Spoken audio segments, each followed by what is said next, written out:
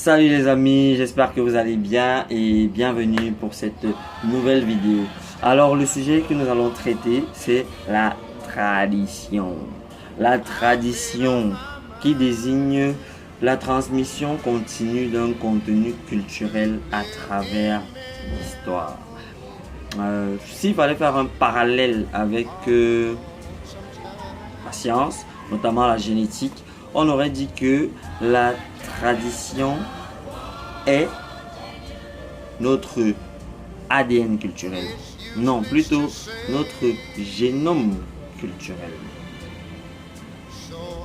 Mais malheureusement aujourd'hui, la société dans laquelle nous vivons, le monde, le village planétaire auquel nous voulons appartenir, le besoin vital de nos communautés, de nos différentes communautés à appartenir à ce village planétaire nous exige une autre manière de penser. Donc du coup, on ne peut plus rester à avoir une vision, une pensée traditionnaliste. On doit s'ouvrir au monde parce que le monde, ce n'est plus seulement notre monde, ce n'est plus seulement si tu vis à Songloulou, ce n'est plus seulement Songloulou à Mététop, c'est Mététop. Tu vis à Mététop et tu penses comme les gens de Mététop. Mais non, nous vivons dans un monde ouvert où il y a Internet, la télévision et tout. Donc du coup, notre manière de voir les choses, notre manière de penser doit appartenir à ce monde-là. Et nous devons donc faire des compromis pour le développement de notre environnement.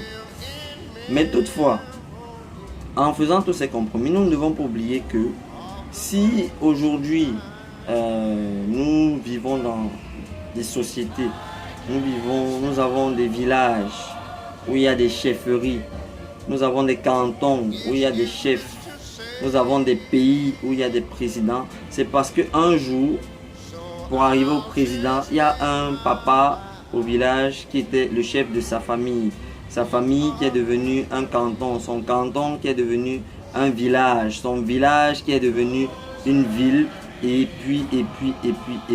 Donc du coup, ça a créé une société. Et c'est cette société-là qui s'est développée au fil du temps pour créer le monde moderne dans lequel nous vivons. Parce qu'elle s'est développée et ensuite, ils ont vu d'autres personnes qui avaient d'autres manières de penser. Ils se sont alliés, ils ont fait des compromis les uns les autres, mais en gardant leur tradition. Donc, nous pensons que la tradition, la modernisation devrait rendre à la tradition ce qu'elle lui a donné hier. Parce que de plus en plus, on se rend compte qu'on perd de nos traditions. On va moins à nos fêtes traditionnelles, ça devient plus comme des événements folkloriques. On ne vit plus vraiment le truc. On ne parle plus nos dialectes, c'est vraiment compliqué, c'est vraiment rare pour nous Africains. Parce que c'est ça notre truc. On a tellement de patois, de dialectes, trucs, mais on les perd au profit d'autres choses. On laisse le modernisme prendre le dessus. Pourtant, on pourrait ramener nos jolies traditions, parce qu'elles sont belles, nos jolies coutumes dans ce modernisme-là. Et faire quelque chose d'encore plus beau. Donc,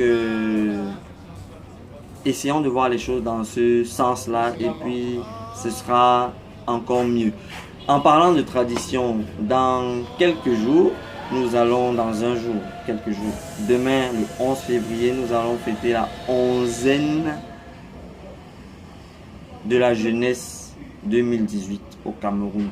Donc déjà, je vais vous souhaiter bonne fête de la jeunesse et n'oublions pas de la vivre, mais de la meilleure des manières, sans excès, en faisant des choses bien pour notre entourage. On peut boire un verre aussi de temps en temps, ça fait pas mal, ça va tuer personne, mais restons sages et faisons les choses bien, car nous sommes le fer de lance de cette nation qui a besoin de nous, et c'est ensemble que tout deviendra possible.